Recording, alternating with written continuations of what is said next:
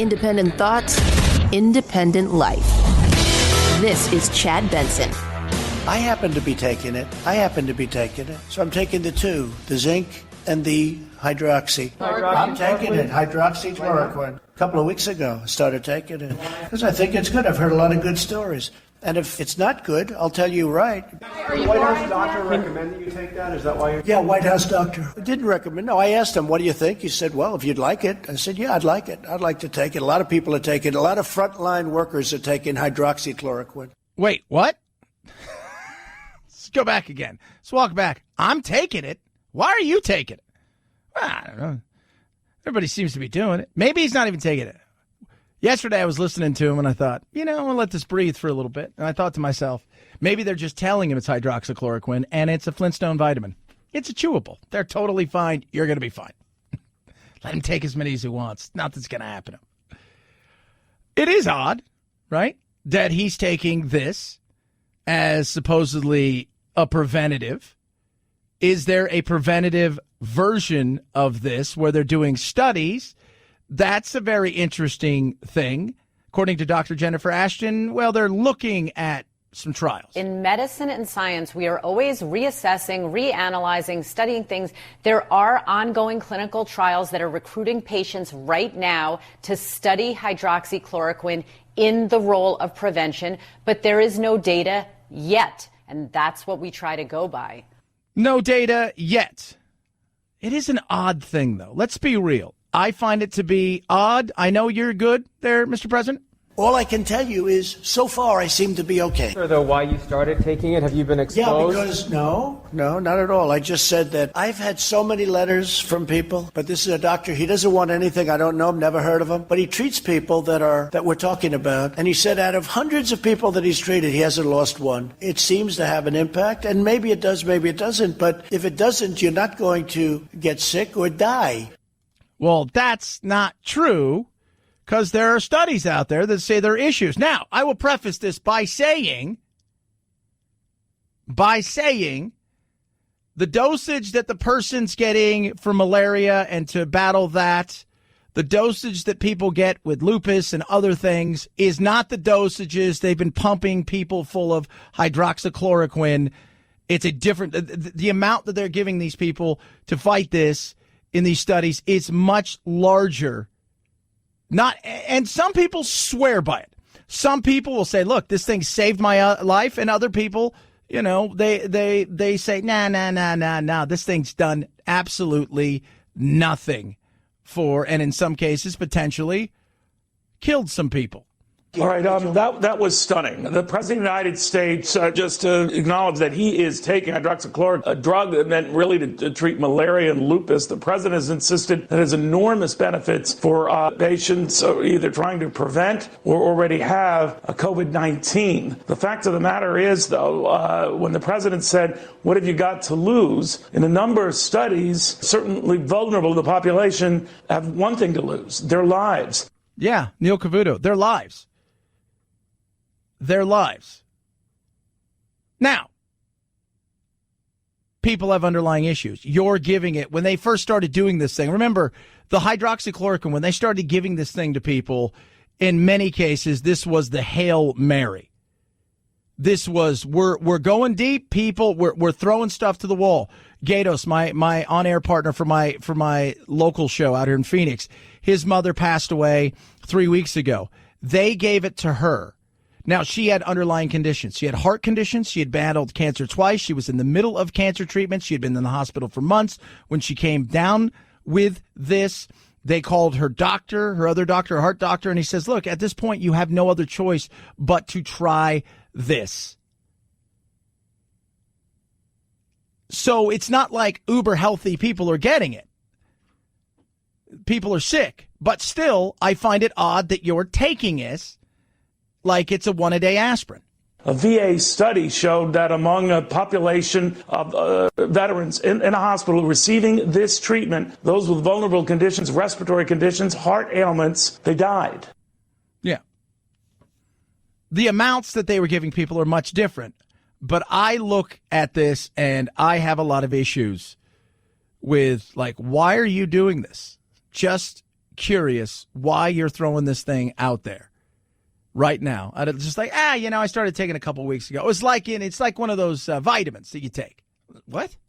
There's no evidence to say that works in that way. That trial is ongoing. It's for healthcare workers who have significant exposures. And obviously, President Trump doesn't fit either of those categories. So this is one of those things that I think is going to cause a lot of confusion in people. But according to his own FDA, they say that this should not be used outside of a clinical trial or for patients already in the hospital.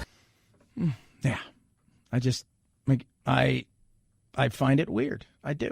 I think we all can look at this and say, hey, curious why you're doing it.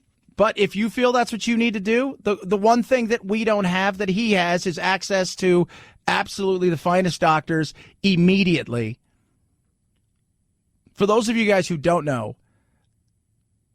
there's a doctor there always, not just Fauci. There's doctors always with the president everywhere. When my mother had her hip surgery about a decade or so ago, the doctor that did the hip surgery, he had worked with President Obama years before on some stuff when he wasn't even a senator.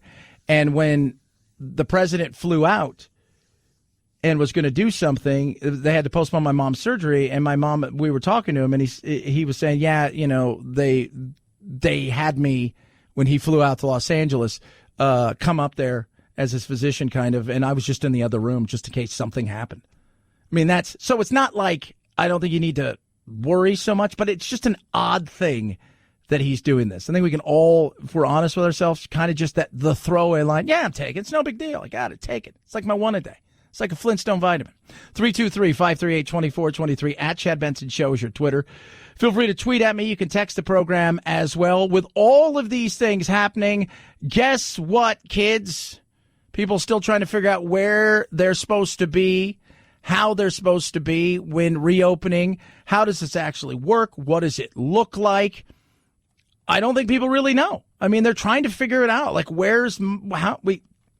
we go here? How do we do this? How can I? Because it's that bizarre situation of how many tables can I have in my restaurant? What are the rules? Are the police going to stop by? And if people are too close together, am I going to get in trouble? Do I have to play the bouncer, if you will, of social distancing when it comes to stores? What is that? I mean, there's so many weird things as we try to climb our way out of this and move forward.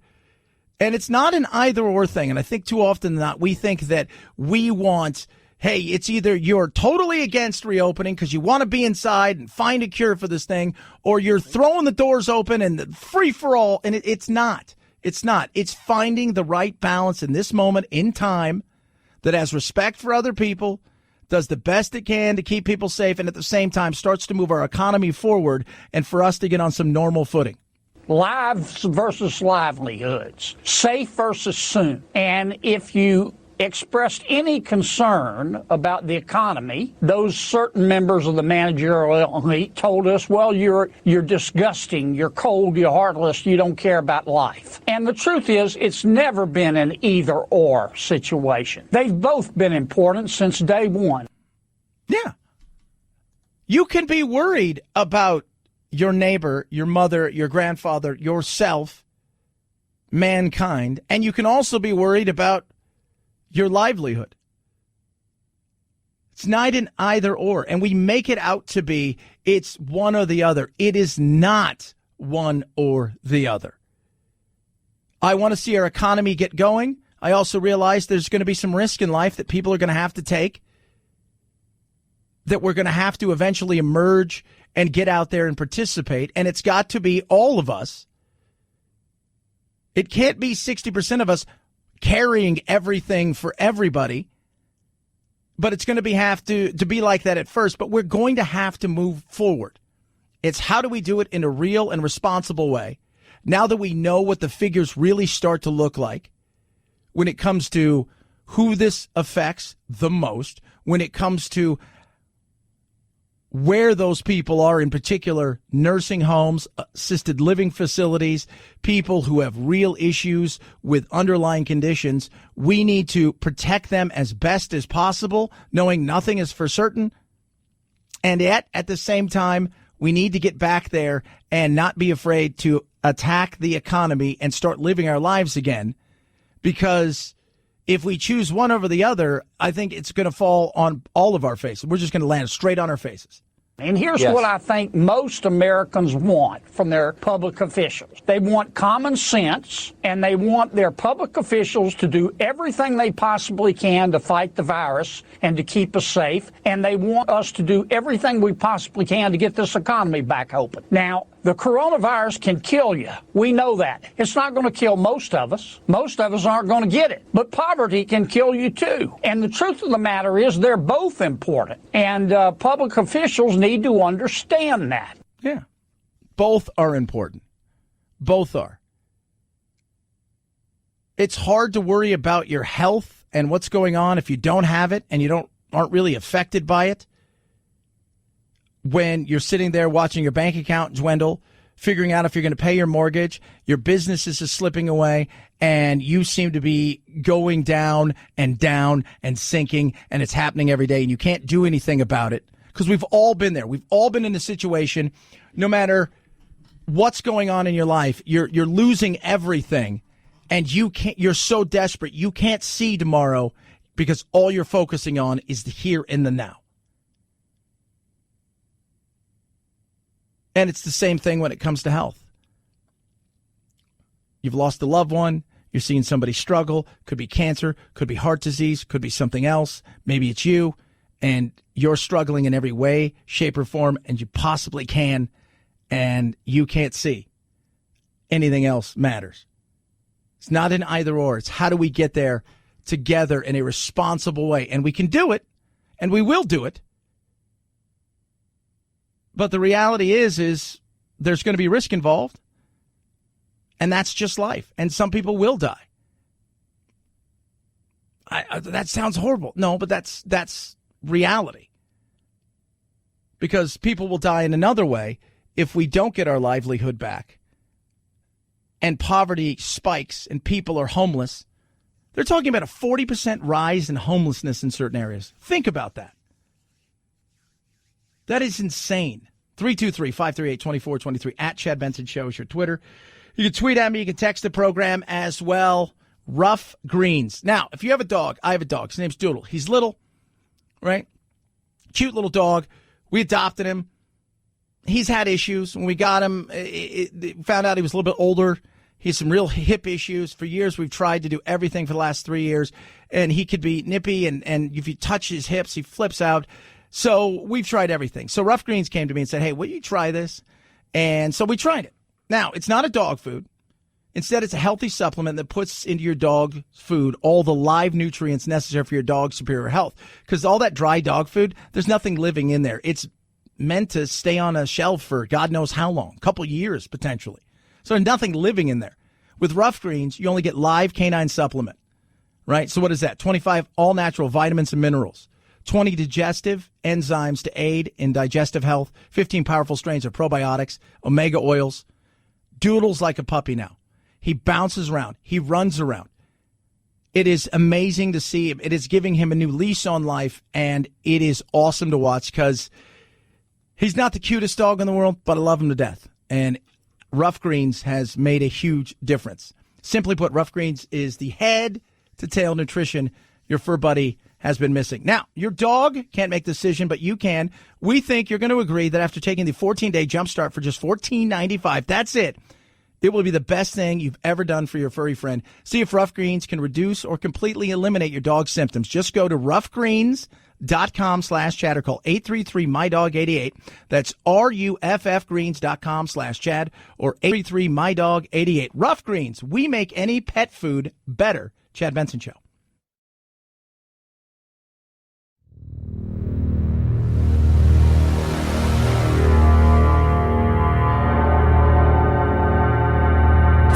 Take a fake news break. Check out the really important news of the day at our website, ChadBensonShow.com. Once there, click on Chad's free podcast and get real.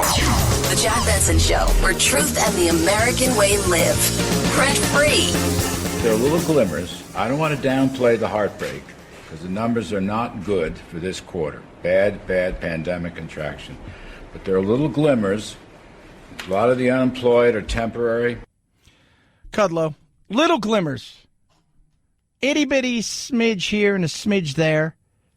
Some of it's temporary. But even when people start to come back, how much are you going to be needed? Are you going to be in a situation where they're going to bring you back, but it's part-time hours? Because we're not going to have the same kind of flow of customers or patrons we once had? There's a lot of those questions out there that even though that employment numbers may improve a bit in the coming months as we start to return, from this brumation that we were in. But at the end of the day, we don't know what that looks like as far as what people will be asked to do. Are you going to be doing the same thing? Will you be doing 40 hours? Or are you going to be doing 25 hours?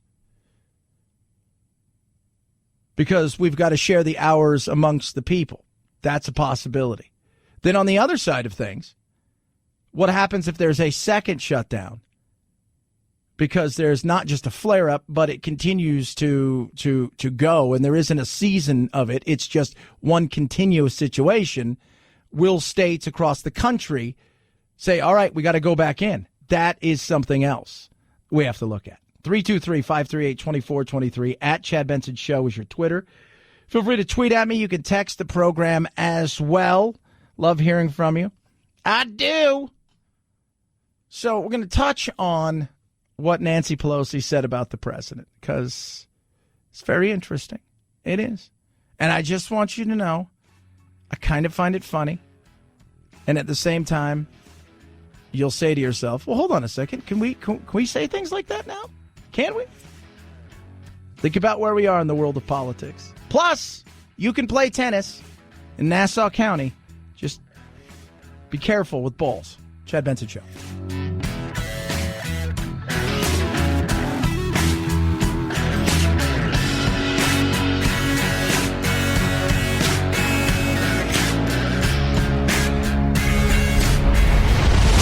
The Chad Benson Show.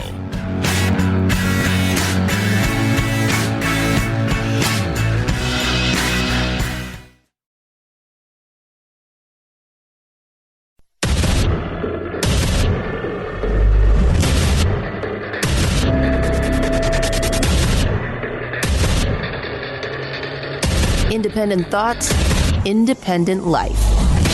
This is Chad Benson. Yeah, I've taken it for about a week and a half now, and I'm still here. Can you explain, sir, though, what is the evidence that it has a preventative effect? Here we go. You ready? Here's my evidence. I get a lot of positive calls about it. The only negative I've heard was the study where they gave it, was it the VA, with people that aren't big Trump fans. I get a lot of tremendously positive news on the hydroxy, and I say, hey, you know the expression I've used, John? What do you have to lose? Okay, what do you have to lose? What do you have to lose? Trump yesterday, hydroxychloroquine, he's taking it. Good for him. I'm still here. The one thing, look, I don't know why you're taking it. It does seem to be a bit bizarre. I'm not going to lie to you. I find this, the way that you even announced it in the midst of something, just like, hey, it's no big deal. I'm taking it. What do you got to lose? Again, I had a lot of people. First of all, I had two types of people that tweeted at me yesterday about this. Why are you taking something if you don't have something? Well, I said, well, he's taking it as a prophylactic, as protection, potentially. And a lot of people say he's not taking it, he's lying.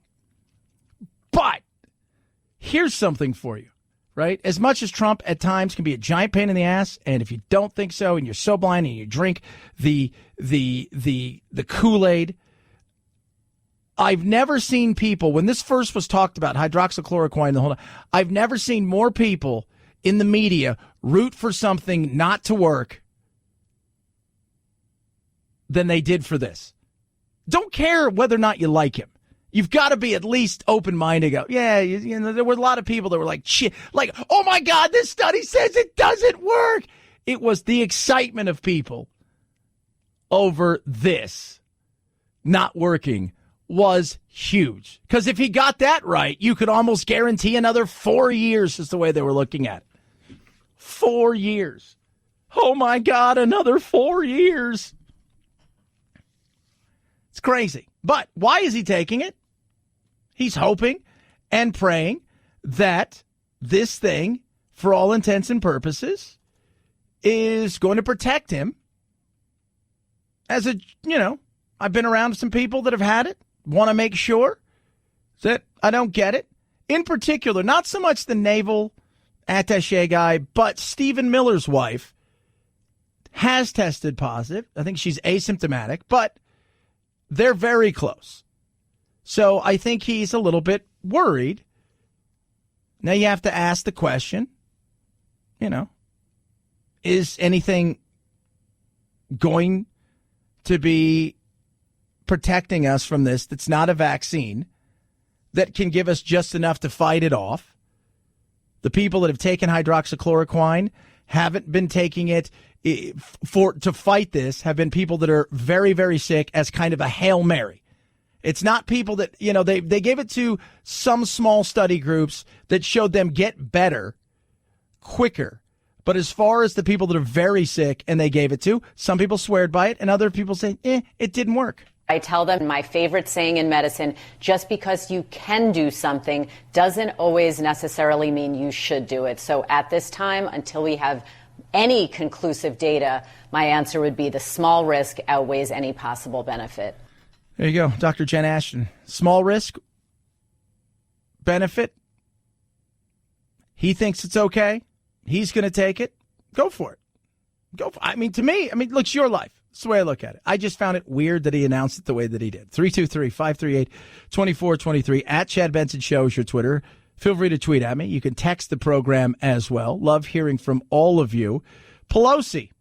As far as the president is concerned, he's our president, and I would rather he not be taking something that has not been approved by the scientists, especially in his age group and in his, shall we say, weight group, what is morbidly obese, they say.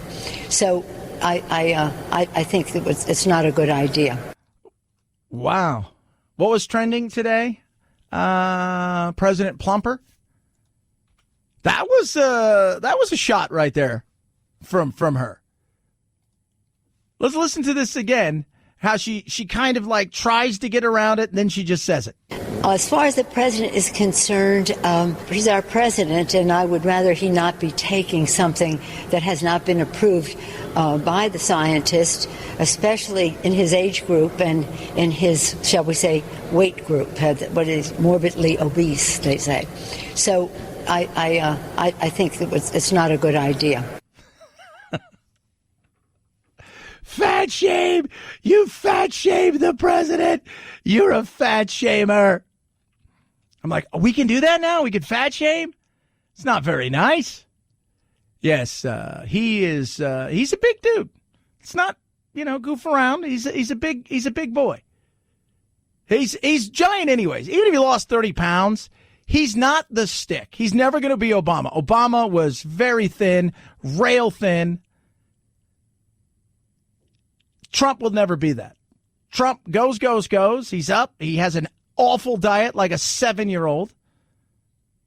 And the weight thing is something that's very real when it comes to the way that people have succumbed to this.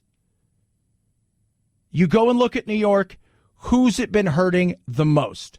Poor people who usually don't have good diets, and people with underlying conditions, which often is people who are poor. He's a little different area than everybody else because he's got a doctor in the other room. But that was kind of like, hey, he's Taft. He's a big boy. So all we're trying to say is he's nutritionally overachieved. That's what happens when you like your Big Macs all day. Got no problem with it. I have the palate of a 7-year-old as well. And we were talking about it before the show. I do not envy the schedule that he goes. Producer Anthony said to me, he goes, I don't know how a man stands up there for 3 hours and just fires volleys and takes volleys and then goes and does something else and then flies places. You see what happens to people when they become presidents. They go from, hey, they look fresh and young and vibrant to, wow, you've aged rather fast. Yeah, that's what happens. But did you feel that way, Phil? Like that was a bit of a fat shame right there? A little bit? Just a little bit. Little bit. 323-538-2423 at Chad Benson Show is your Twitter. Feel free to tweet at me. Now, maybe you want to work out. You're in Nassau County. You're saying to yourself, I'd like to play some tennis. Nassau County Executive Laura Curran, Long Island, New York, talking about tennis being available to people this Memorial Day, which is just a few days away. This weekend, tennis courts will be there, but be careful. Every player, unless they're from the same household, has to bring their own tennis balls so that you don't touch other people's tennis balls with your hands. You can kick their balls, but you can't touch them. I'm going to blush, sorry. Yeah, you can kick their balls. So for those of you who want to know, you can bring your own balls. Don't touch other people's balls, but you can kick their balls. So no hand to balls, foot to ball, okay. Racket to ball, okay. Foot to ball, okay. Hand to ball, no. To avoid confusion between whose balls are whose, you can use a marker, like a Sharpie, to mark out, to put an X or put someone's initials on them. Of course, if you're playing with someone in your household, you can touch those balls. Yeah, she started to blush. She knew. And as we were talking about, we're childlike.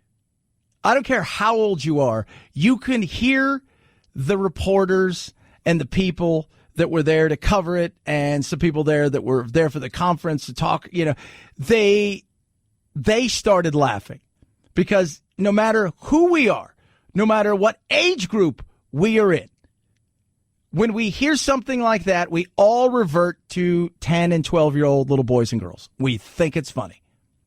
We do. We think it's hilarious because the balls. You talking about balls? Yeah. Whose balls? Somebody else's balls. Now, first of all, if you're going to go play tennis, usually you're going to bring your own set of tennis balls. Secondly, I don't know, when do you ever pick a tennis ball up with your hands outside of serving? You shouldn't touch your eyes. That's really what it's about. At the end of the day, this is what it's about. As long as you go wash your hands after you do certain things, especially in foreign areas, you're going to be all right if you don't touch your face. Okay? That's the big takeaway in all of this stuff. You ask all the doctors, they'll tell you, if you use good hygiene, you're going to be okay. If you wash your hands, I love the fact that I'm home during the weekends because here you go from one room, you go wash your hands, or you put that, here we go, over here's some, Purell, and then you go into another room and then you come back out and I better wash my hands. You go in the bathroom, you wash your hands, you come out, you go through another door, you're like, better put on some Purell or figure something out to wash my hands. I like the fact that when I'm at home, I wash my hands after I do lizard stuff or I go to the bathroom. I don't have to go from door to door doing that. And I was telling everybody, my hands are raw. They're just absolutely awful right now. And it's yeah, because there's only so much of that stuff I can put on. But in life, it's the beauty of this is the ball thing in sports. As long as you wash your hands afterwards, I think you'll be okay. But again, don't kick anybody's balls, but the tennis balls are okay. 323-538-2423 at Chad Benson Show's your Twitter. Wounded Paw Project, amazing organization, doing amazing things, helping veterans, first responders, or families, also helping dogs that would be euthanized. They rescue dogs from shelters and train them to be service dogs. Then they get them to our veterans, first responders, and the families. And the way that it changes both lives is tremendous. Right now, they're swamped and they need your help. There's several ways you can donate. The proceeds will be used to protect, advocate, and train shelter dogs, to service dogs, and to get them to veterans, first responders, and their families. You can go to smile.amazon.com and set your sporting group to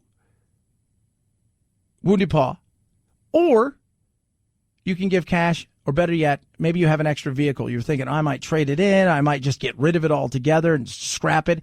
Don't. They'll take it. You get a great tax-deductible gift, and the work it's doing is truly amazing. It'll be saving a paw to save a life, which is their motto. Find out how you can give and get involved by going to woundedpawproject.org. That's woundedpawproject.org, woundedpawproject.org. Chad Benson Show.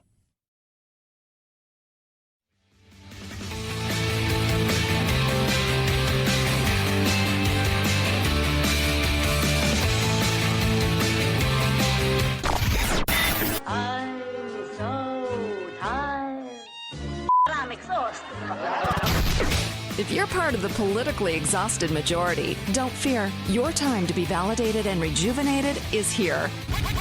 Wake up. It's the Chad Benson Show. Ken Osmond played the devious Eddie Haskell on Leave It to Beaver. Oh, hello, Eddie. You singing?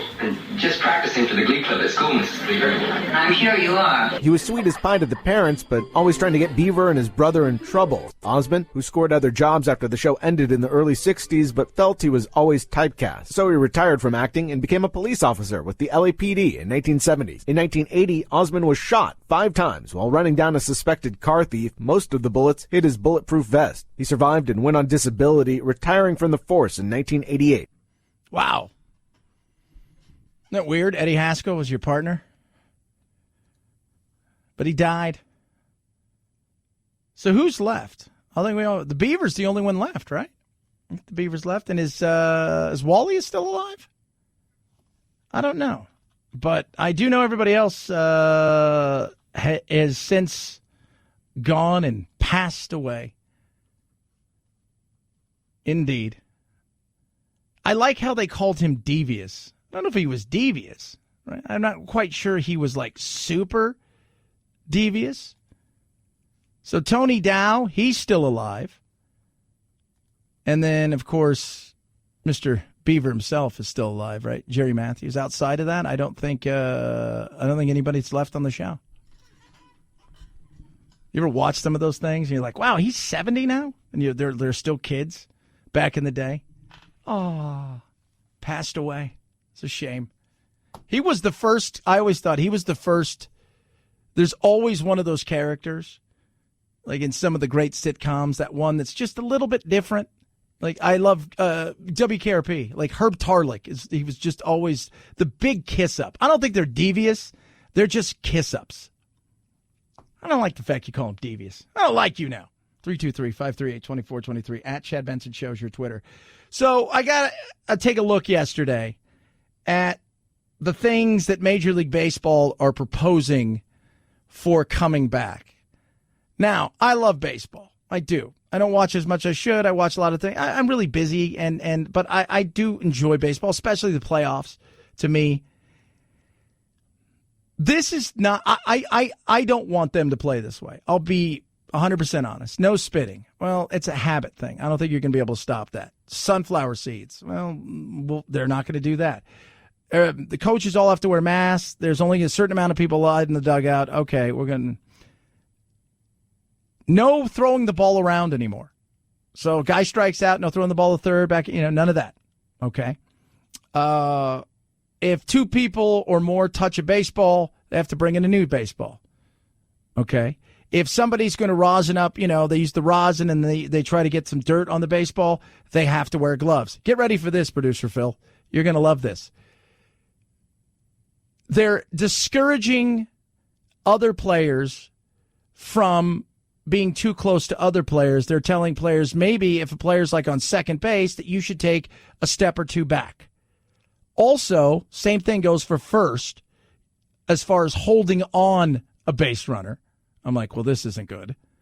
And then here's the kicker, kids. Here's the big kicker in all of this. They're discouraging players from taking showers and using the locker room. Soak it up for a second. They want you to show up in your uniform, leave and go back to your home or your hotel in your uniform. Like you're a kid.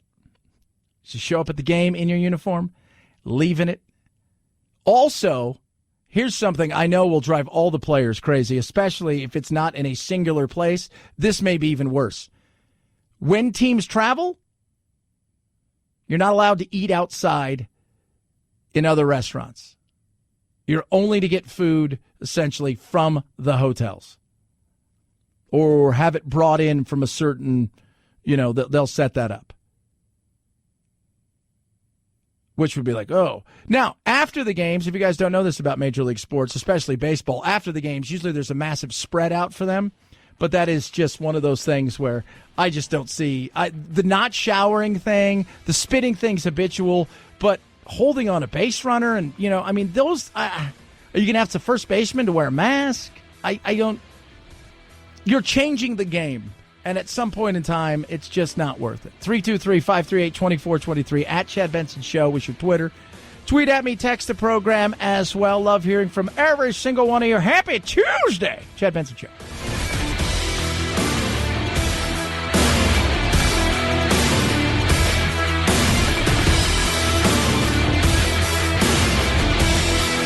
This is the Chad Benson Show.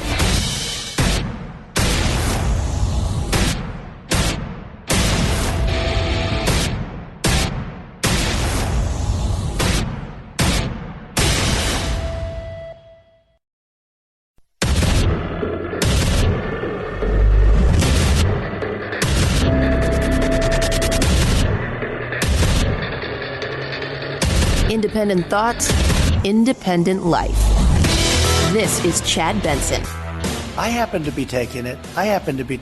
So I'm taking the two, the zinc and the hydroxy. I'm taking it, hydroxychloroquine. A couple of weeks ago, I started taking it because I think it's good. I've heard a lot of good stories. And if it's not good, I'll tell you right. The White House doctor recommended you take that? Is that why you're... Yeah, White House doctor. Didn't recommend. No, I asked him, what do you think? He said, well, if you'd like it. I said, yeah, I'd like it. I'd like to take it. A lot of people are taking it. A lot of frontline workers are taking hydroxychloroquine. Hydroxychloroquine. President's taking it. What? Why? That's a fair question to ask, right? Like, isn't that a fair question to ask? Why are you taking it? I mean, you've heard good things, you've heard bad things. People seem to be very, very upset about it. Some people are stunned. All right, that was stunning. The President of the United States just to acknowledge that he is taking hydroxychloroquine, a drug meant really to treat malaria and lupus. The President has insisted that it has enormous benefits for patients either trying to prevent or already have a COVID-19. The fact of the matter is, though, when the President said, what have you got to lose? In a number of studies, certainly vulnerable to the population have one thing to lose, their lives. Yeah. Neil Cavuto there. Now, the people that have taken this and who've struggled and died, many of them were in positions where it was the last gasp. They were throwing it up. It wasn't like we're throwing up the Hail Mary. This is it. Whoa! And they're pumping them full of what wouldn't be a normal dose if you have lupus or you have arthritis. They were giving them much greater dosages than that. In saying that, feels a little weird that he's taking this. Why would the president be taking hydroxychloroquine? I don't know. Your guess is as good as mine. I found it to be highly irresponsible for the president to have come out and make that statement. And I would like to hear from the White House physician to come out and explain to me what has changed in a week and a half or 2 weeks for the president to take this medication when all the data that has been coming out has shown that there's really not a major benefit. Had this been, 5 or 6 weeks ago.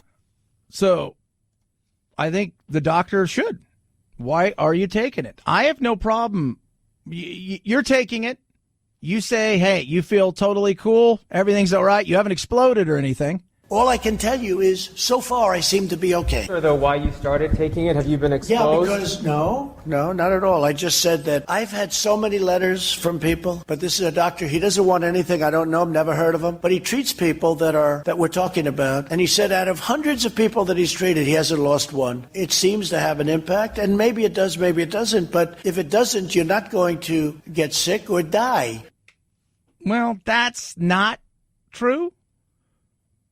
But it does tend to, have its limits.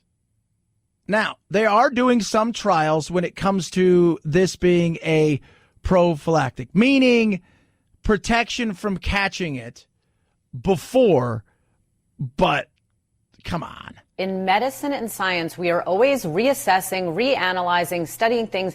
There are ongoing clinical trials that are recruiting patients right now to study hydroxychloroquine in the role of prevention, but there is no data yet, and that's what we try to go by. Dr. Jen Ashton there. There is no data yet. Doesn't mean that there won't be some good data, but the reality is, at this point in time, Curious White came out and said it yesterday. Fox medical expert Dr. Alvarez talks about, would you even prescribe it? There was a survey taken a couple of weeks ago where they asked about 2,000 doctors whether if they were prescribing chloroquine as an outpatient modality for the prophylaxis or the prevention of COVID-19. Out of 2,000 doctors, only 25%, I think, said that they would prescribe it. The other 75% said no. There's really no review studies that would have a controls group that would show you indeed that this is effective. There you go. But he's taken it, and maybe it works for him. One thing I will say, not everything works for everybody. Last week I was speaking with a doctor who was in here, and we were discussing this, and we had a nice conversation about, what we should be looking to do as we head towards the reopening and all of that stuff. And he said, look, not everything's going to work for everybody. You'll find that some therapeutics work for a majority of people, and there'll be some that work for others. And then some that just never seem to work. And it's your body. I mean, you good, sometimes super uber healthy people get sick, and for whatever reason, they die. And there are people that are the exact opposite. They're unhealthy. They have led their life unhealthy. They're obese. They're smoke. They drank. They've done everything wrong, and they'll get it. And for whatever reason, they fight it off. There are people that swear by hydroxychloroquine, that have said it saved their lives, and there are other people out there where it hasn't done anything. But in massive doses, it's not good for your heart. It's not meant for what he's doing. We don't know. But the people that have struggled, people that had heart issues, people that have had massive doses, much bigger than what you would get if you were suffering if you're suffering with lupus or arthritis. But I do find it strange. And the way he just kind of threw it out there. It's no big deal. Taking it, I'll be fine. 323-538-2423 at Chad Benson Show is your Twitter. Feel free to tweet at us. You can text the program as well. We're starting to see things opening up slowly but surely in some of the most affected states nationwide, like New Jersey. While we are not nearly out of the woods yet, and thousands of our fellow New Jerseyans remain in the hospital battling COVID-19, as you can see, we are moving forward carefully, methodically, and responsibly. They're not hitting the ground at 90 miles an hour like some states, but they're trying to get out there. Every state has to do what's right for them. Some states may hold out as long as they can. Connecticut today is opening up as the last of the states that have lifted their restrictions. Other states have run at this at 100 miles an hour, and it's been a mixed bag. It has, but I think that is going to take a month to really look at what it looks like. As far as, is there a big resurgence? Did opening it up make a massive, huge difference in the numbers? Because Texas has had some days where you look and you're like, wow, and then you look at Georgia and Florida, they've had days and you're like, well, they're going down.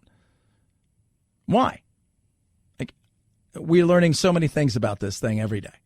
This includes batting cages and golf ranges, shooting and archery ranges, horseback riding, private tennis clubs, and community gardens.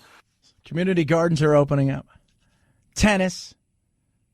We heard about the balls, right? We're going to watch out with that. But also, people are getting back out there in many different ways. And it was always going to be tough in the East Coast.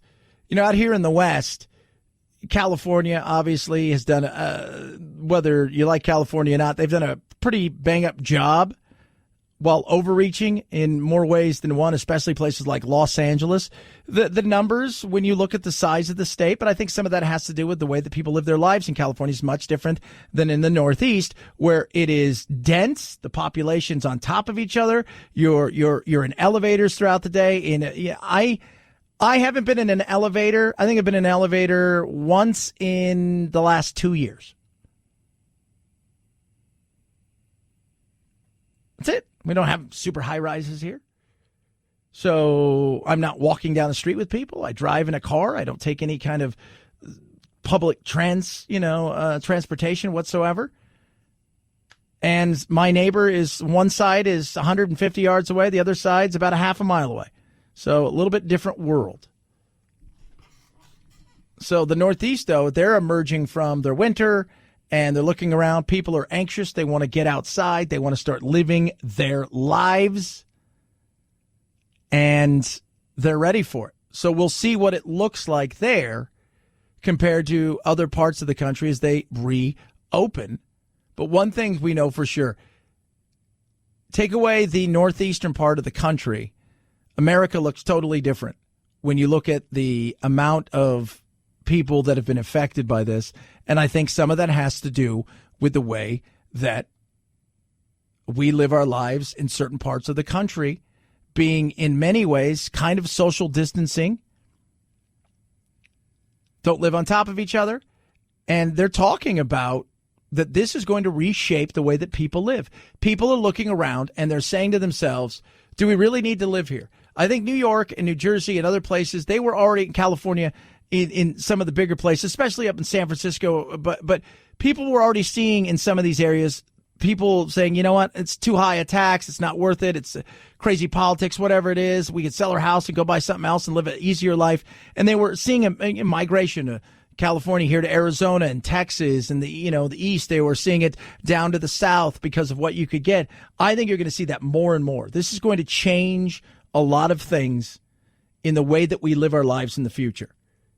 People are going to make choices based on not just access to the arts and the beach, but I think access to not having a neighbor, access to not being on top of each other, cheaper way of life, and maybe a slower way of life. 323-538-2423 at Chad Benson Show is your Twitter. You can tweet at us. Here is a question. Fat shaming or not fat shaming, Nancy? As far as the president is concerned, he's our president, and I would rather he not be taking something that has not been approved by the scientists, especially in his age group and in his, shall we say, weight group, what is morbidly obese, they say. So I think it's not a good idea. Yeah, not a good idea. Now, Donald Trump is what, 6'3"? According to his latest physical, he's about 240 pounds. I gave him a BMI of 30.4, just over the edge of obesity, but far from severe or extreme or morbid. He would need to weigh 320 pounds. I don't know if he tips it at 320, but 243 seems to me like the NFL kind of thing where you look at a guy and they're like, yeah, he's 6'4" and 250. And you're like, he's 375. 323-538-2423 at Chad Benson Show. Was that fat shaming? Did she fat shame the president? I can't wait for his fire back. And I don't want to get into the tete-a-tete. We got too many things going on, but some sort of skeleton thing or some sort of bone thing is going to be coming out. Oh, she's just skin and bones. Something's coming. 323-538-2423. Boomer Naturals. World we live in is crazy. Buddies over there at Boomer Naturals, first full-service wellness company, provides products and services. What do? They enhance the quality of life. And right now they have a 30-day face cover. It's awesome. It is incredible. 92.2 antibacterial protection, dangerous particles and droplets, what it protects you from. 65% polyester, cotton, 35% polyester. It's a blended material, and it's a 30-day use face cover. So you put it on, and you wash it, air dry it, put it back on. Comfort is mightily important amongst everything else. I spoke to several doctors and say, look, if you're going to have a mask, you're going to have a face cover, make it comfortable, and most importantly, make sure it fits. The problem is, in too many cases, people, all they sell is one size fits all. So it's too big for kids and too small for adults. Don't have to worry about that with Boomer Naturals. These are available in adult and children's sizes, different colors. Awesome. Really awesome. Very comfortable. What I use when I have to go somewhere and they ask you, hey, make sure you wear one of these face coverings or mask when you come in here. This is what I use. Use code CHAD20 right now, and you're going to save 20% plus free shipping on all orders over $50.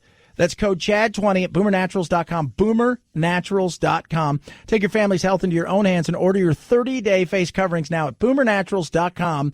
Promo code CHAD20. Chad Benson Show.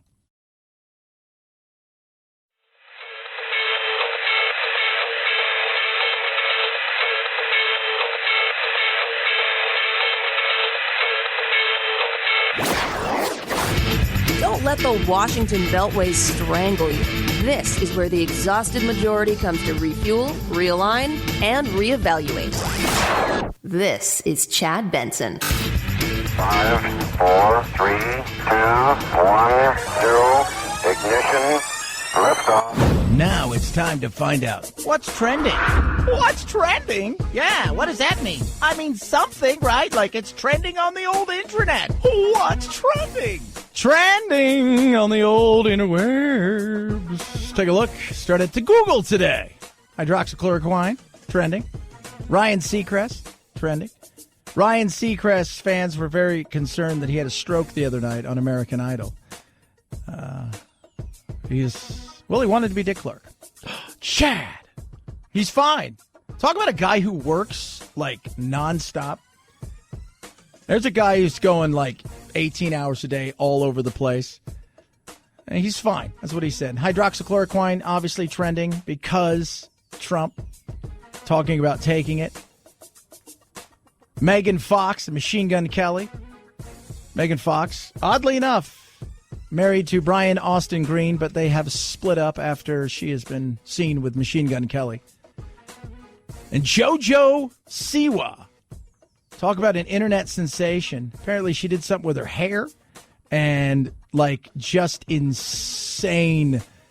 Like within hours, it was the internet going nuts. And I'm like, my God, talk about the insanity. Just doing something like that's crazy. Just letting the hair down. Head on over to Twitter. Twitter's a little bit more different and definitely confrontational. Hashtag Trump morbidly obese. President plump. All trending. Big time. Plump Trump also trending. Big time. Chad. That's not very nice. JoJo Siwa again trending. Breaking the interwebs. That's kind of crazy, though. It's nuts. All because she took her hair down. Normally, if you don't know who she is a internet superstar, web person, and she is talk about a kid that is gone and like she created a absolute empire for herself, but she's always had her hair pulled back. And she took it down, and people freaked out. And that is just...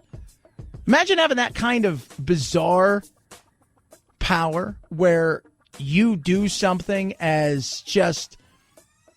Normal people would do it on a daily basis.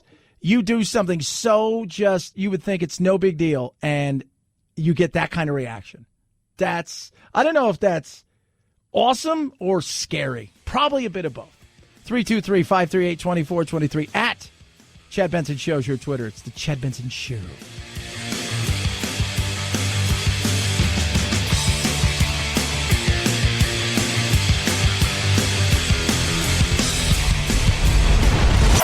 The Chad Benson Show.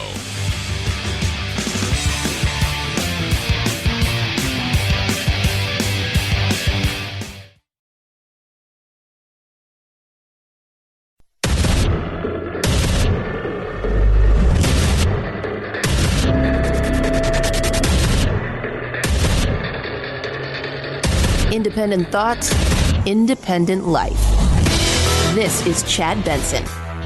Is it incompetence? Corruption? Trump was out there tweeting again this morning. I called President Tweety. Reopen the country.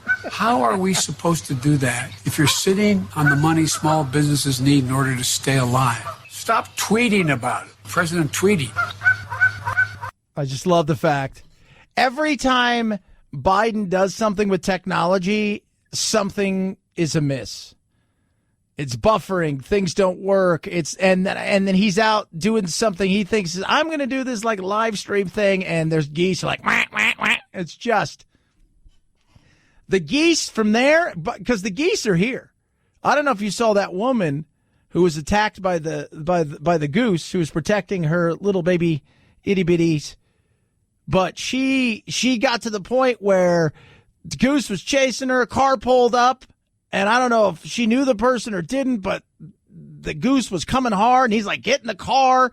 She opens the door. She drops her pocketbook and everything, and she gets in, and the goose flies right in, and then they both get out, and it was just, they're taking over the world. Just letting you guys know that. The animals are reclaiming their world. 323-538-2423 at Chad Benson Show is your Twitter. If you haven't heard, I happen to be taking it. So I'm taking the two, the zinc and the hydroxy. I'm taking it, hydroxychloroquine. A couple of weeks ago, I started taking it because I think it's good. I've heard a lot of good stories. And if it's not good, I'll tell you right. The White House doctor recommended you take that? Is that why you're... Yeah, White House doctor. I didn't recommend. No, I asked him, what do you think? He said, well, if you'd like it. I said, yeah, I'd like it. I'd like to take it. A lot of people are taking it. A lot of frontline workers are taking hydroxychloroquine. So he's taking it. Why? Just preventative. We'll see what happens. Not quite sure. Maybe it works. Maybe it doesn't work. There's no evidence to say that works in that way. That trial is ongoing. It's for healthcare workers who have significant exposures. And obviously, President Trump doesn't fit either of those categories. So this is one of those things that I think is going to cause a lot of confusion in people. But according to his own FDA, they say that this should not be used outside of a clinical trial or for patients already in the hospital. And that's for, by the way, that is for COVID. That is not for people who have lupus. You can take it because the dosage you're taking to what other people have been taking to fight coronavirus, COVID, whatever you want to call it, is a much different dose.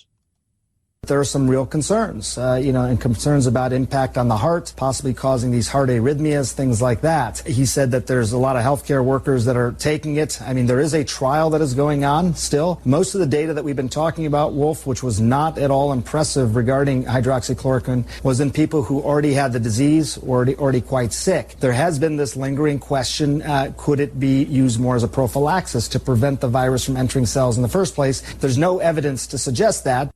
Not yet. We'll find out. They are doing some trials, but they're early stages. But Trump's taking it. I don't think he's going to die from it. I don't think he's going to explode. I don't think it's going to do much. But the interesting part of all of this, and I want you guys to understand, I don't know why he's taking it. Maybe he's a bit worried. He's got a couple people with inside his circle that have tested positive, including one of his closest confidants' wife, Stephen Miller's wife, tested positive, as well as somebody who was not so much with him on a day-to-day basis, but was in and around the naval concierge that was around. So, in saying all of that, the excitement of which they want this thing to fail has been evident since day one. It has been. It's been evident since day one that the media would love to see this thing fail. I don't know if it's going to work or not.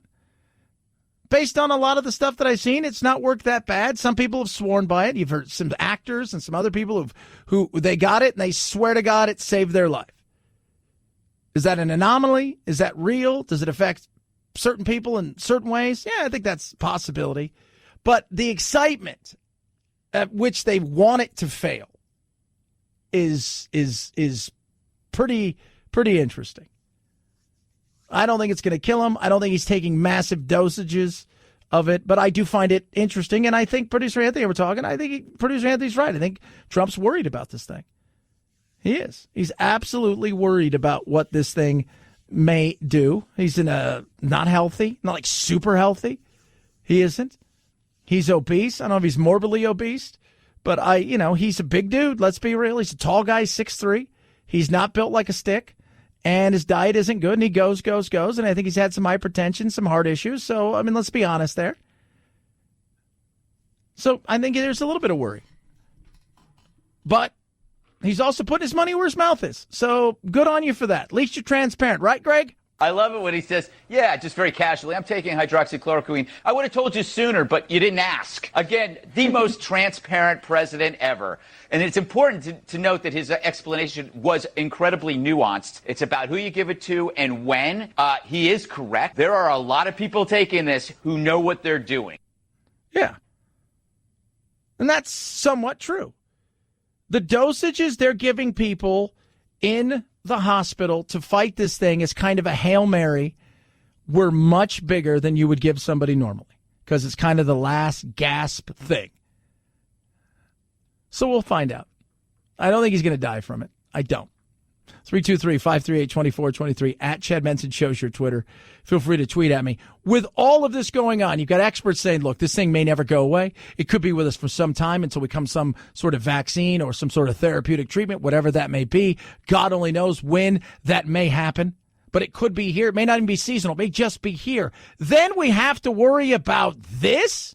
They're cute, fluffy, and lovable, and some people have them as pets. She loves to give people kisses. Blake Heller and his mom Laura love Snowflake, their white rabbit, but now there's concerns about rabbit hemorrhagic disease, also known as RHDV2, a potentially lethal and highly contagious virus. So far, 3 known cases have popped up in southern Nevada, and state authorities are watching for more. From a virus that has already decimated the wild rabbit populations in Texas, New Mexico, and Arizona. Yes, it's nasty. It's the Ebola virus for rabbits. Dr. Sarah Blakesley is a vet at Southern Hills Animal Hospital. She says some rabbits show no outward symptoms and can die from sudden internal bleeding. Stopped eating, had a fever. Pretty much anything at this point would make me suspicious and make me isolate that rabbit, because the ones that we have seen, those 3 cases that I mentioned, from the time they started showing symptoms, they were dead within hours. Yeah. That's nuts. It's gross. They just liquefy. It's gross. Look what they're doing. We have now rabbit Ebola disease, and it's here, affecting rabbits. Now, where I live, I have a ton of rabbits. People always ask me, because I feed my lizards. Like yesterday at work, here's a perfect example of my life at work. One of the news anchors, she comes and gets me out of the office as we're doing our prep. She's like, Chad, there's a package for you. And everybody's like, oh, what is it? And I'm like, oh, it's just some stuff. They're like, what is it? I'm like, it's a bunch of quail that I feed my lizards. And it's, oh my God, this is my life, right? And people ask me all the time, why don't you, because where we live, we have rabbits. You can't drive down the street without seeing 10 rabbits. They're everywhere. But my animals are all captive, born and bred. They've never been in the wild. Parasites, I always worry about that. And you could do stuff. You could take them and you could feed them. And in theory, doesn't matter what they eat. Outside of a cane toad, they're going to be totally fine, because they're meant to eat carrion and all this stuff that just. But I wouldn't do that to them. But I've noticed that there's a lot of dead rabbits, and some of them don't look like they've been hit by cars. If people were, going out trying to get some exercise, doing a trail or something like that, they don't take those shoes off, it can get into the household. The potent virus spreads through contact with infected rabbits, but also through contaminated carcasses, food, water, or other material. Much like what we've all been doing during this pandemic, they need to disinfect their rabbit environment. Be really careful, even though humans won't be impacted. And I think I want to take them in just to get tested. Yeah. And I always say this, you just never know. Next thing you know, somebody eats something, then all of a sudden we look up, we find out, hey, by the way, we got rabbit disease. So we have the H1N1, now we got coronavirus, now we got rabbit disease, and rabbit disease could be nasty. And if you get it, you'll be liquefied in hours. You're like, oh, gosh. So one thing, 2 things about the Ebola virus. The Ebola virus is very deadly. When you get sick, you tend not to go anywhere. Usually remote areas, certain parts of Africa. They call it the Ebola virus because of the Ebola River. But it's also very hard to catch. It's not easy to catch. That's the good thing. But it tends to, once you get sick, it's tough for you to go from place to place to place. Not like, what we have now. But could you imagine this? Just sitting there, and next thing you know, you look over and your rabbits start to liquefy. I don't have rabbits, but that would be weird. What's going on with my rabbit? It's liquefying. Oh, jeez. Yeah, what's up, Doc? You're going to explode. Can't help you. 323-538-2423 at Chad Benson Show is your Twitter. Feel free to tweet at me. You can text the program. Major League Baseball. This is a multifaceted process. And as much as governors want to think that they've got the power to bring sports back in their state, it's going to be going through a couple different levels before we get those teams back. Remember, you've got local officials as well, like mayors and like city councils and all sorts of different politicians who can stymie those types of efforts. But even more, it's the local health officials who are going to be the ones to rubber stamp these sports coming back. And local health officials are going to have a big say in whether or not your teams are going to be playing, if they play at all. And that's kind of interesting. Plus, with Major League Baseball, as we chatted about a little bit earlier, I just don't want to see what they're rolling out for Major League Baseball. If they're going to roll it out with, no spitting, also social distancing on the base pass, like holding runners. No, I mean, they're changing the game. They're altering the game. And I find that to be, I can't do it. Just like I watched soccer this past weekend. It was a tough watch because it looked like a practice game. There was no intensity. There are certain sports, golf being one of them. You can get away with certain things because the pressure's on you as a singular person to watch a golfer. You spend very little time watching the crowd. And I even think not having a crowd there at times can make it even more intimidating mentally, but you don't need that. And I could watch that. I watched a bit of the NASCAR over the weekend. The hyper-focus is on the cars. And you have seen them during time trials without people in the crowd. So it's not that big of a deal. You don't hear it because the noise. Certain sports, though, the crowd is so big. But baseballs, they're talking about no crowds plus altering a bit of the way the game's played. Can't do it. Can't do it. 323-538-2423 at Chad Benson Shows your Twitter. MyPillow. Right now doing something amazing. They're making PPEs to help out in the hospitals and our healthcare workers. So they've switched over their production line. And right now, you get a BOGO. Buy one, get one free. What does that mean? You buy one, you get one free with a 60-day money-back guarantee, plus a 10-year warranty. Everything's made in the United States of America. It's all machine washable and dryable. And we're talking everything. The Supima My Pillows, the Go Anywhere pillows, the Giza Dream sheets and towels, the My Pillow towels. You name it, buy one, get one free. You go to MyPillow.com, radio listener special, type in code Benson. You're going to save big right there. And again, 60-day money-back guarantee, putting their money where their mouth is. On top of that, if you order Mike Lindell's book, which is a great read, if you're talking about somebody who went from nothing and made bad choices with drugs and things and then became the self-made success that he is, it's a great read. If you order that, he's going to ship everything for free and give you a $25 gift card towards your next purchase. MyPillow.com, promo code Benson. MyPillow.com, promo code Benson. Chad Benson Show.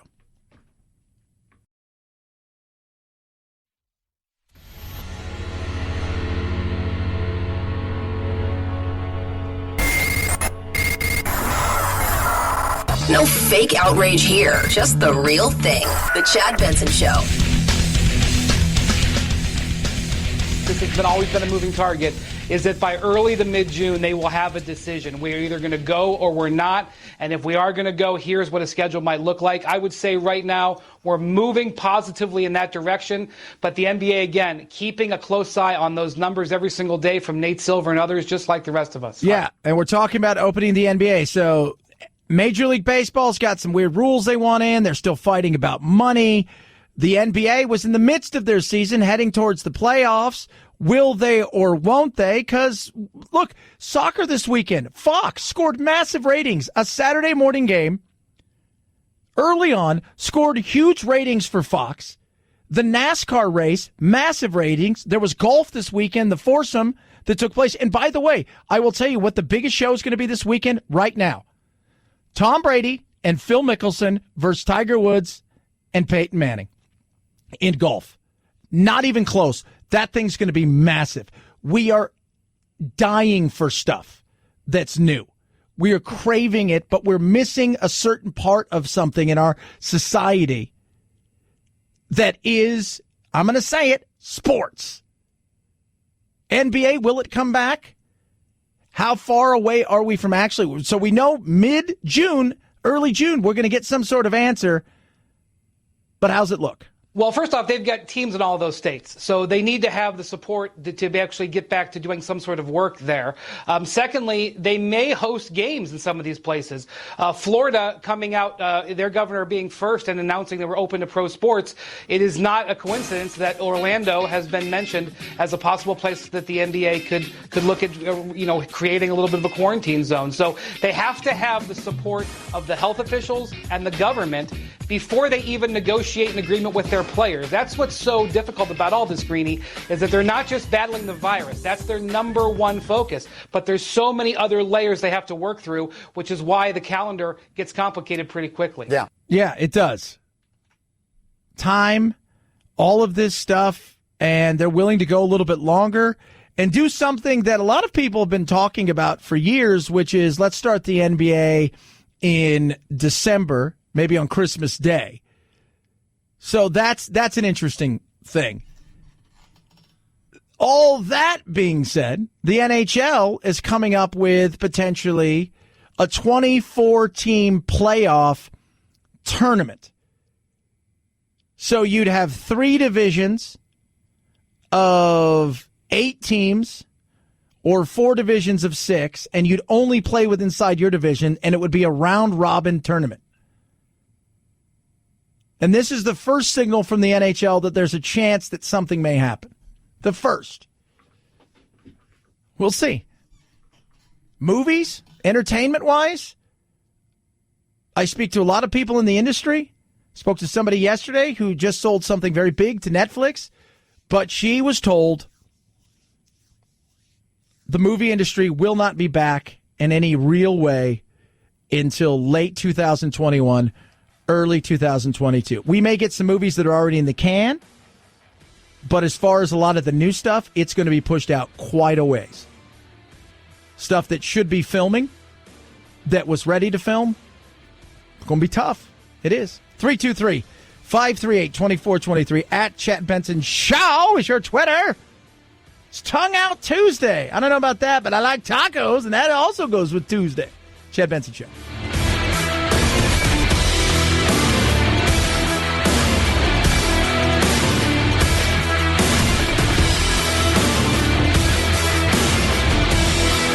This is the Chad Benson Show.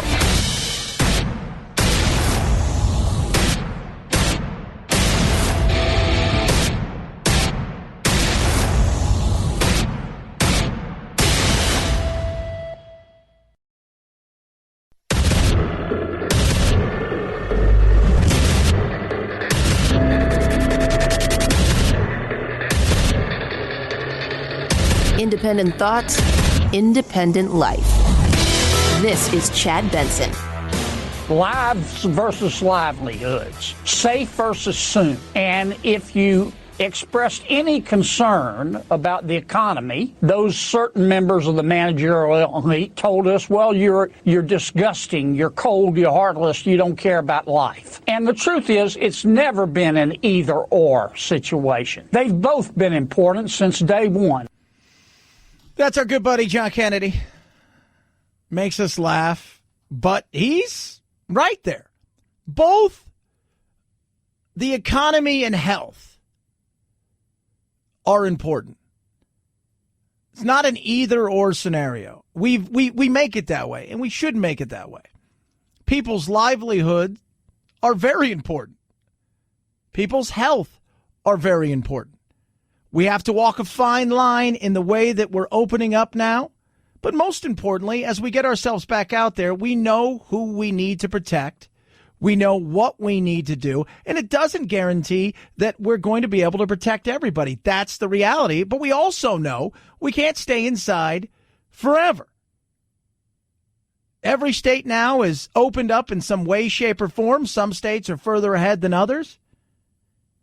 But we're understanding the way that this thing attacks, who it attacks, how it attacks them. And yes, there are some anomalies. There are some people out there that are extremely healthy that, guess what, doesn't really do, and no matter what you do to try to stop this thing, their body fights itself and they end up dying. There are other people out there that are really, really unhealthy, and for whatever reason, it doesn't affect them when they get it. But by and large, it plays itself out the same way.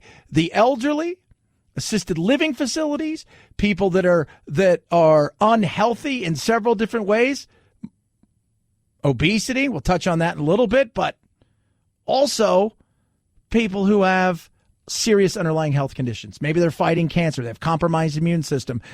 For whatever reason, we understand who these people are. And those are the people we need to shelter, and the rest of us need to start getting on and doing things and getting our lives back. So guess what? We can make it better for them in the future as well, because we'll have ways to take care of them and money, because that can be a killer as well. And here's what I think most Americans want from their public officials. They want common sense, and they want their public officials to do everything they possibly can to fight the virus and to keep us safe. And they want us to do everything we possibly can to get this economy back open. Now, the coronavirus can kill you. We know that. It's not going to kill most of us. Most of us aren't going to get it. But poverty can kill you too. And the truth of the matter is they're both important. And public officials need to understand that. Yeah. Shouldn't be either or. It shouldn't be. It should be, hey, let's be smart. Let's do the best that we can. Let's not downplay other people's fears of this, okay? And let's also not say, hey, you going outside and going back to work is going to kill grandma. Let's be smart. It's not a hard thing to do. Let's get our heads out of our ass. Let's move forward in a way that matters as best that we possibly can, because we've turned this into right versus left because the loud noises of the media enjoy the fight. And I think they're going to find out in the coming weeks and months, we're kind of getting over it. The exhausted majority is starting to stand up and saying, all right, we've had enough. We're over the fighting. We're over this stuff. We need to get back to work. I don't care about whatever you're trying to do over here with Trump. I don't care about whatever you're trying to do over here with Biden and the Democrats. What matters is my state needs to reopen. We need to get back out there. We need to figure out how we protect the vulnerable, and we need to move on with our lives. Whatever agenda you idiots have going on, fight it out later. Fight it out tomorrow. Fight it out next week, or go in the corner and fight it out and let the rest of the grown-ups get on with life. This thing has affected everybody, whether it's financially, whether it is through health. There's not a person, I do not know a person that this hasn't affected in some way, shape, or form. My other show I do, my on-air partner, his mother died. She got it. She had a lot of issues. No doubt about that. She'd been in the hospital for a long time, but that was kind of the end all. And whether it was directly caused because of that or because of the isolation she was in, and she'd been in the hospital for months, boom. I've got two people at work whose parents and grandparents have it. There has been, and then financially, I'm blessed, but I've seen it with some of my friends who have small businesses and some bigger businesses. My uncle and I have a company, and we've taken pay cuts, and we're trying to keep ourselves going in the right direction and doing all that we possibly can. But the reality is this thing is real. And I don't have time for your games to fight over whether or not Trump is morbidly obese or does it really matter. I don't have time for any of your crap because, quite frankly, you bore me. The whole thing bores me anymore. I don't care about President Tweety as the hopeful one-day commander-in-chief likes to call the current one. Is it incompetence? Corruption? Trump was out there tweeting again this morning. I called President Tweety. Reopen the country. How are we supposed to do that if you're sitting on the money small businesses need in order to stay alive? Stop tweeting about it. President Tweety. By the way, Biden, I don't know who is helping you with any of your crap, but they're doing a horrible job. Maybe it's time that you find somebody else who has an understanding of what's going on with media. Maybe you can find maybe one of your grandkids, like a 16-year-old, comes over and says, hey, why don't we do this? Whether it's buffering or any of these things, you just, and if you're going to be outdoors, check the geese scenario, the dog scenario. If you're going to be outdoors doing stuff. 323-538-2423 at Chad Benson Show is your Twitter. You can tweet at us. Of course, everybody's talking about. I happen to be taking it. So I'm taking the two, the zinc and the hydroxy. I'm taking it, hydroxychloroquine. A couple of weeks ago, I started taking it because I think it's good. I've heard a lot of good stories. And if it's not good, I'll tell you right. The White House doctor recommended you take that? Is that why you're... Yeah, White House doctor. I didn't recommend. No, I asked him, what do you think? He said, well, if you'd like it. I said, yeah, I'd like it. I'd like to take it. A lot of people are taking it. A lot of frontline workers are taking hydroxychloroquine. They are. Not a lot, but some people are taking it. There are a few things out there where they're looking at how this affects people, frontline workers. But that was the chaos and craziness yesterday. People trying to put food on their table. They're worried about their loved ones. And this became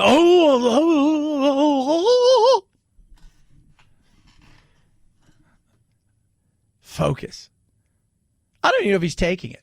A lot of people tweet me and say, well, he's putting his money where his mouth is, or he shouldn't be taking that, or that people come out and they every major news outlet come out and hammered him and did all this stuff. And then you got other people saying he's like a human playing with a cat with the red light, and every time he says something, just wee wee wee wee wee. Look at him go! Look at him go! Look, they're all running around. Look at him go! Look at him go! It's nuts. It is. It is absolutely crazy. I don't care if he's taken it or not. I don't. He's a grown man. He's got doctors there with him. He's got doctors in the other room. I don't care about any of that stuff. Great, he's taking it. He's not taking it. I don't want anything to happen to the president, but he's also a grown-ass man. He's the most powerful person in the world. If he wants to take some hydroxychloroquine, knock yourself out. If you want to take some zinc, go for it. If you want to take gummy vitamins that they tell you is hydroxychloroquine, knock yourself out.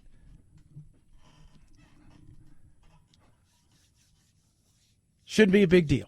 People are texting, I can't believe he's taking it. Told you, you're president in chief. He's your president too. No, he's not. No, he is. Right? You don't live in an alternate universe where he's not the president and Hillary is. You don't live there. You live in the here and the now. You don't have to like him, but you shouldn't want him to fail. You don't have to like his attitudes, the way that he says and does things, but you shouldn't want him to fail. The fact that you do shows me a lot of things about you. By the way, if Hillary was president, do you think I'd want her to fail? Hell no. That would be so ridiculous. That it would be absolutely ridiculous. Yeah, I want her to fail because that'll show her. Good God. 323-538-2423 at Chad Benson Show's your Twitter. You can tweet at us. Gabby, saving you money.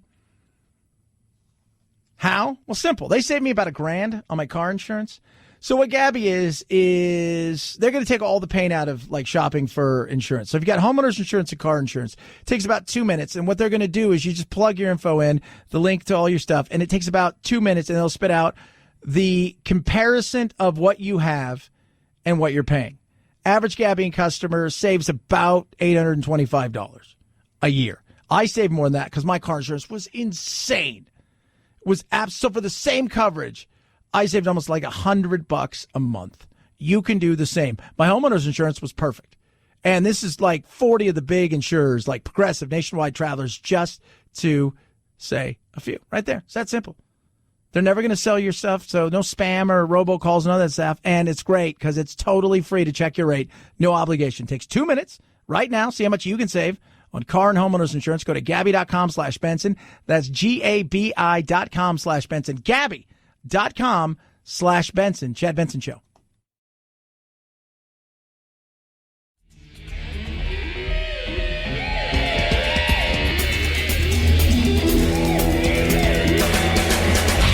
You go, boy. This isn't about right or left. This is just about right and wrong. Right you are, Chad. The Chad Benson Show. Craziness. People tweeting in. We'll talk about unemployment in a little bit. We're also talking about Trump's weight, because Nancy Pelosi went after Trump and his weight. Called him morbidly obese, which, let's be real, he's a big boy. As far as the president is concerned, he's our president, and I would rather he not be taking something that has not been approved by the scientists, especially in his age group and in his, shall we say, weight group, what is morbidly obese, they say. So I think it's not a good idea. He's a big dude. I'm not going to lie to you. He has nutritionally overachieved, much like the rest of America. In many cases, myself included. 49, I'm in pretty good shape. Who wouldn't like to be in better shape? I work out on a daily basis. After this and between my shows, I try to run about 2.5 miles and do a bunch of workout. Trump is not in the best shape, and his diet is not the best. But for his age, the fact that he's going is what it is. Bust his ass. I wouldn't want that schedule at all. I don't think many people would. That's a hell of a schedule right there that he's on. Got to watch Fox in the morning, and then you got to go fight with the people in the afternoon. Then you got to have more meetings, be on some more Fox shows, and then you got to fight with some other people, and then you got to tweet a lot. It's a crazy thing, but he does go. Let's be real. All jokes aside, when it comes to the travel and the stuff before all of this, Trump was going. I think he enjoys it. I think he loves to get out there and go. Go. 323-538-2423 at Chad Benson Show. You can tweet at us. You can text the program. I guess we'll touch on this. I don't know how many people really care, to be honest. I think some people do.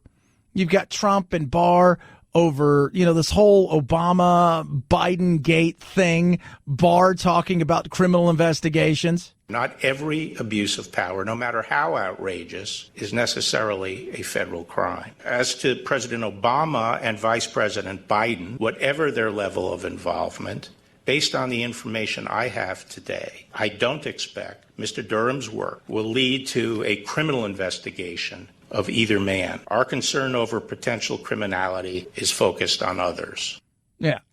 And we're talking about the unmasking, the whole thing with Flynn. Trump, on the other hand. The president knew everything. President Obama and Vice President Biden, they knew everything. So what can you do about it? What can you do about it? Let me just tell you, if I were in that position, it'd be a whole different thing. If this happened to Obama, instead of to a Republican president, that popular 96% in the Republican Party, but it's a whole different thing. If this happened to Obama, instead of to me, you know what?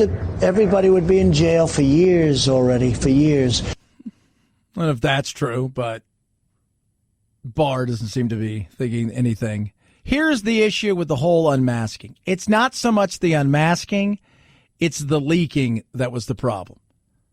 That's the issue. The unmasking, the leaking, there's a problem there. People are having an issue with that, and rightly so. Did Flynn get a bit of a raw deal? Potentially. But he did lie. Let's not forget that. He did lie. And he lied to the vice president. And before there was ever any indictments or anything like that, the thing I said about Flynn is, you lied to the vice president. You should be fired. Not that your story didn't jive with somebody else's story. You both saw something completely different.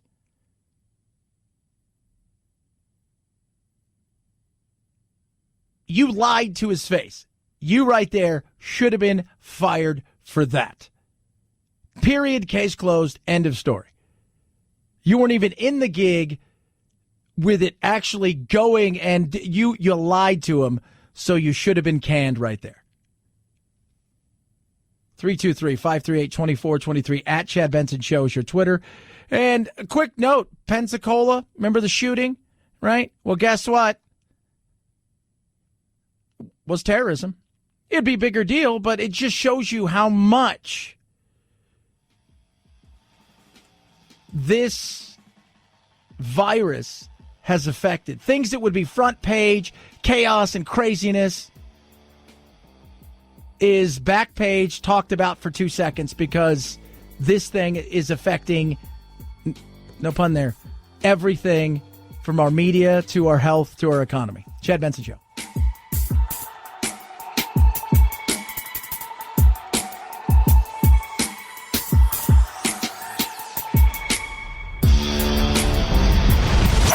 The Chad Benson Show.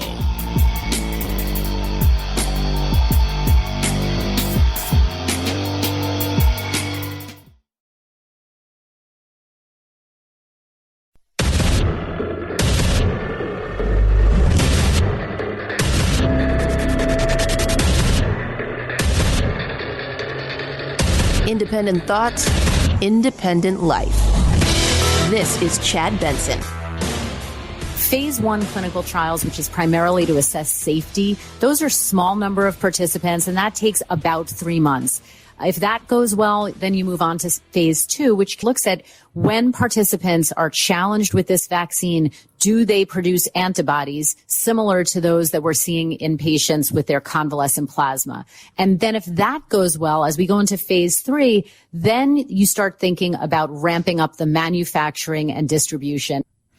Dr. Jen Ashton right there. And here's even if we came up, let's say today they say, hey, we've got a vaccine. We know it's going to work. People feel great, fantastic. Okay, when do we get it? Takes a while. It's not tomorrow. It's going to take a while to manufacture this. It isn't an overnight thing that happens. And that's something to be, because even look at hydroxychloroquine. Had it worked, had it not worked, who knows what'll, is Trump's taking it out. And we've heard bad, we've heard good. These studies say it sucks. These studies over here said it's okay. These studies are like, indifferent about it. Some people swear by it. A lot of other people say no. The reality is even that, with the amount of people that have it currently, you go and you look at this thing and you say to yourself, well, hold on a second. I mean, we're having trouble. People are hoarding this thing. They're having trouble to get it. So it takes a while to manufacture it in the levels we'd need to make sure that everybody got it. When you hear people like the WHO and Dr. Anthony Fauci say, we think if you get infected with coronavirus, you'll be immune, but we don't know for sure. That also has bearing on the development of a vaccine, because if you're not immune after being naturally infected with COVID-19, the hopes for a vaccine working are called into question. Yeah. And I think judging by if you talked, I mean, you're not going to come out and say for certain, right? Because we live in a world of CYA and you don't want to be caught with your pants down, if you will. You said something, things change. And Fauci's even said that on numerous occasions. He came out in January in an interview on Newsmax or one of those things. He said, based on the WHO and what other people said, this thing is of no real concern yet to America. But things changed. I don't blame him for it. But I think it's safe to say that if you get it, you get some sort of immunity to it. How much is that immunity? Will it last forever? Will it only last for several months? I don't know. I don't think many people do. No, not at this point in time. We'll find out more. But I do think we'll come up with some sort of vaccine, and we'll find a good therapeutic treatment even before that. that shows real promise and works.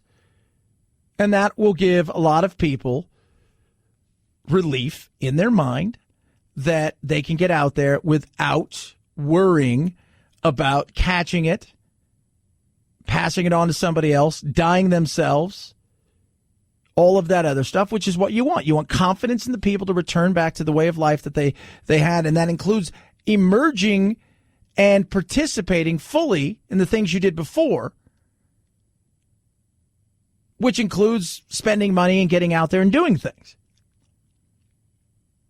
Right now, we're all feeling it, some more than others. The highest death rate from coronavirus in New York City is in the Brooklyn zip code that includes a sprawling public housing project. Far Rockaway in Queens, a part of the Northeast Bronx, and Coney Island also have high death rates. Those same zip codes have high rates of poverty and populations that are predominantly black or Hispanic New Yorkers. The lowest death rates are in mainly majority white neighborhoods of Manhattan, where there are higher incomes. Even still, the city health department data also show the virus has killed in nearly every neighborhood. Yeah. It has, but it hurts the poor more for several reasons. I'm going to say it. We have a obesity problem amongst the poor. Chad. Wealth is a factor, of course. Let's not be real. Access to, we got to be real. Let's not BS ourselves. They have access to other things that other people don't have. But it's also people who tend to be successful tend to take care of themselves. They tend to make other choices when it comes to drinking too much, eating too much, smoking. They tend to make other choices, including exercise, that other people don't. It's not BS. Nancy Pelosi came out and, they're calling him President Plumper and morbidly obese. He's on that line. Let's not pretend that he's not. He's a big dude. In saying that, Trump has access. So access can get you some other things. But yeah, it is hurt. It's hurt a lot of people, and the poor especially. Here's something, though. As we talk about the poor and we talk about the working class or whatever you want to say, this is interesting. According to a new study from the University of Chicago, the economists Peter Gagnon, Pascal Noël, and Joseph Varin, 68% of unemployed workers can collect unemployment now that will top their previous salary and earned work. Translation: being unemployed at this moment and this time is a great benefit to your wallet, which is not a good thing. Sorry. It's not what we should have. So, my sister is a perfect example. God bless her. I love her. Hunter, I love you. You might hear this. I love you. But you know this already. She's making more money being unemployed than she ever did being employed. Now, she's only 20. Or she'll be 20 later on this year. So think about that for a second. She's getting, I think, $485 from the state and $600 from the Fed. Weekly. She's making almost $1,100 a week. Now, this will go away unless the Democrats get what they want. But why would you return to work? So if you're making $11, $12 an hour, you get let go.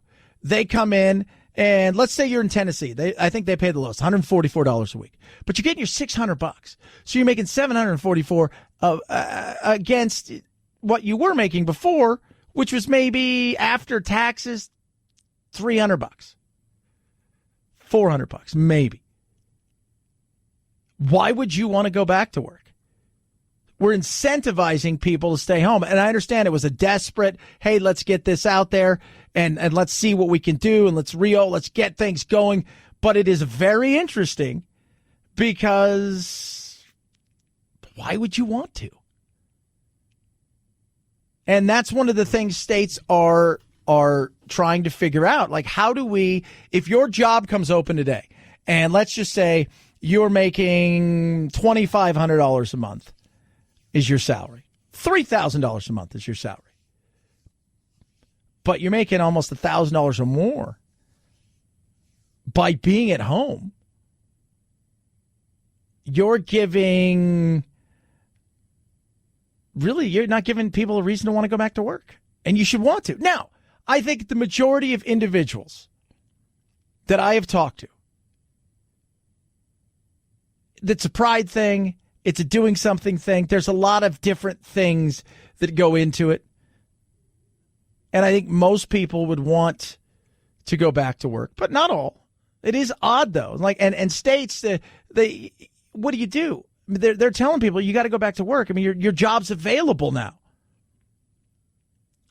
And we talked to a restaurant owner the other day who said, we're having trouble finding people who want to come back to work, even though we're opening up. We're getting told by some of our other people, we're scared to come back to work, but they're making more money, and so they don't want to come back to work. And you've incentivized them. Now, this will go away at the end of July, supposedly. You never know. There could be a second round. I'm thinking there will be, not what Pelosi and them have rolled out, but they may extend this $600 a month till the end of the year. But it's there. Why would you want to? It'd be tough. 323-538-2423 at Chad Benson Show is your Twitter. You can tweet at me. You can text the program as well. Sherrod Brown, today they're going after the Fed chair. Want to find out about the rollout of all of these things, the implementation of all of these financial things in the response to COVID-19. You might think they'd all be getting a huge raise. Our economy is supposed to reward people whose talents are in high demand. That's what we're taught. That's what CEOs tell us, right? But that's not happening. Workers are getting left behind again. Well, unemployment-wise, doesn't feel that way. And yeah, do some workers get left behind? Oh, absolutely they do. I think we all know that. How much of that is the worker themselves and how much of that is the CEOs? Just, I want to get rid of people and just business it can be complicated. You know, when you go public, it's a perfect example of when you go public. When you go public as opposed to a private organization. Public organization, you are traded publicly, so you have shareholders. Shareholders demand something from you. What do they demand? That you're successful. That we've invested money in you. I've given you hard-earned money to you, and you have given me stock in that company. I expect a return on my investment. So what is that? You have to figure out how to take all of the money and all of the product you have and try to do everything you can to get as much out of your workers and as little out of producing said product and selling it for the most you have, so I can give money back to people who are what? Expecting me to get them something because they've given me something. Private companies don't work that way. Private companies work in a much different way, which is it's a private entity. There is no answering to shareholders. They may have a board, but at the end of the day, like the Trump organization is a perfect example. Trump answered to Trump. He didn't have shareholders. He may answer to banks and this, that, and the other, but at the end of the day, this is it. I am the end all, the be all. My word is the thing that matters at the end of the day. You find workers get left behind more in the CEO public world than they do in the private sector. But there's a lot more produced and done in the public world than the private sector. It's finding that right balance. But yeah, some workers do get left behind. It's not always the CEO.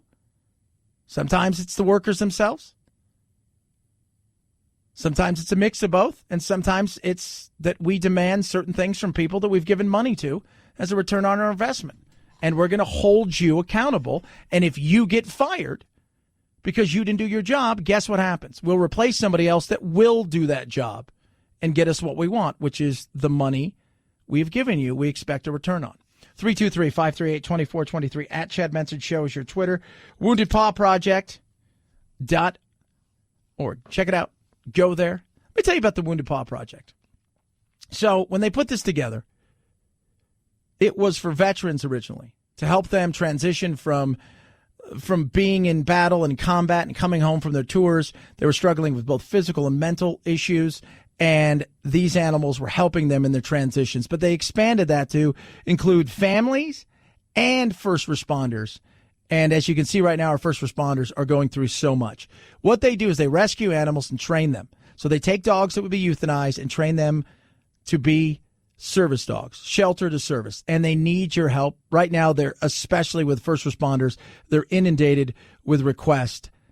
And you can help in so many ways. First of all, you can donate online when you shop. Go to smile.amazon.com. There's a supporting group. You set it to that. Boom. Wounded Paw Project. You're going to help them. They take cash as well, always a tax-deductible gift. But most importantly, you can take action today and turn your extra car, truck, RV, even a boat into a vehicle for change. As they always say, you'll be saving a paw to save a life. If you want to learn more about how you can help and donate, visit woundedpawproject.org, woundedpawproject.org, or call 844-678-4PAW, 844-678-4729, or woundedpawproject.org. Chad Benson Show.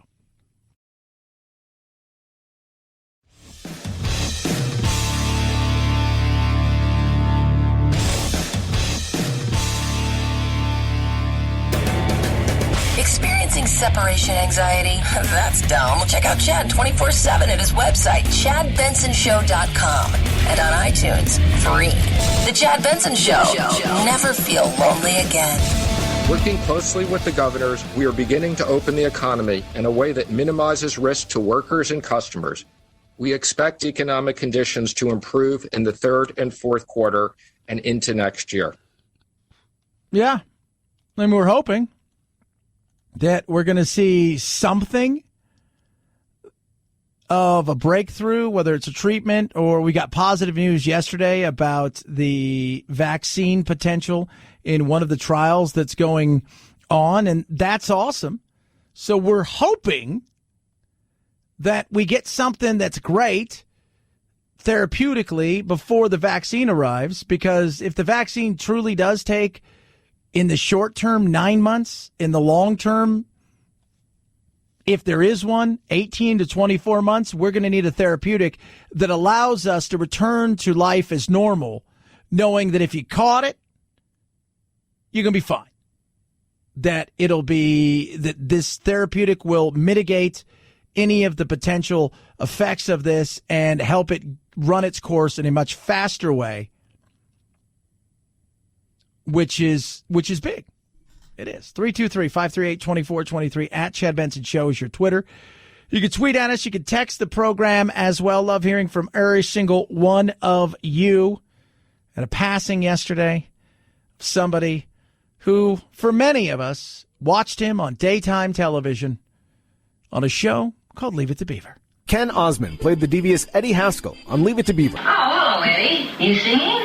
Just practicing for the Glee Club at school, Mrs. Beaver. I'm sure you are. He was sweet as pie to the parents, but always trying to get Beaver and his brother in trouble. Osmond, who scored other jobs after the show ended in the early 60s, but felt he was always typecast. So he retired from acting and became a police officer with the LAPD in 1970s. In 1980, Osmond was shot 5 times while running down a suspected car thief. Most of the bullets hit his bulletproof vest. He survived and went on disability, retiring from the force in 1988. It sounded like he had quite a career. It's interesting. I often wonder if you're in a position where you were once something. So you're Eddie Haskell. And have you ever watched any of those shows where, like, reuniting the band or something like that? And I remember watching the Flock of Seagulls. They tried to reunite the band. And they went to North Carolina, and they were at like a big printing company. And, you know, here comes the guy, he's running in, he's got the camera, and they're going to do this thing. And they go back, and there's this guy working in a cube, and it's the lead singer is Mike Scord. This is his brother, who was the drummer. And I'm thinking to myself, it's going to be weird, right? Where you have a job that is not that, where you were once in front of 50 or 100,000 people. I think they played Live Aid. They do all these kind of things. And now you have something else. How weird is that? I would think that'd be like you're Eddie Haskell, and you had a decent career. Maybe you saved some money, did some saving, but then you go and be a cop. Maybe that was your dream, to be a cop. I don't know. But it's got to be kind of an odd thing. You know, it's like, hey, the painter of my house. Yeah, the guy outside painting. Yeah, he's in Quiet Riot. Like, that's weird.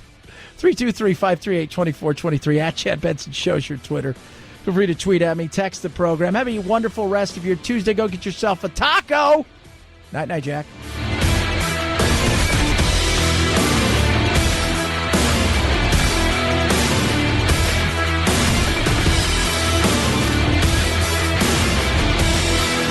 This is the Chad Benson Show.